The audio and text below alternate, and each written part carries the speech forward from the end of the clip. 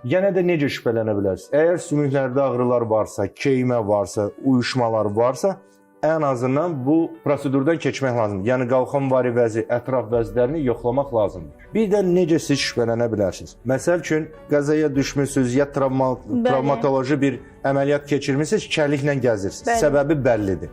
Amma siz 50 yaşdan yuxarıdırsa və siz hiss edirsiniz ki, siz yavaş-yavaş artıq yerimədə çətinlik çəkirsiniz və elə gün olur ki, siz məcburi kərliklə gəzməyə məcbursunuz və heç bir səbəb olmadan. Sadəcə ayaqlar tutmur, yeriyə bilmirsiniz, kərliksiz siz yeriyə bilmirsinizsə, bu da onun bir əlamətidir. Onun üçün qalxanvari ətraf vəzlər, paratiroid vəzləri yoxlanmalıdır ki, sizə diaqnoz qoyulmalıdır. Var sümük ərimə prosesi, yoxsa yox. Bu çox önəmli bir orqandır və adətən dediyim kimi 50 yaşdan yuxarı qadınlarda bu heç olmasa 2 ildən, 3 ildən bir bu müayinələr olmalı. Olmalı. Bəli.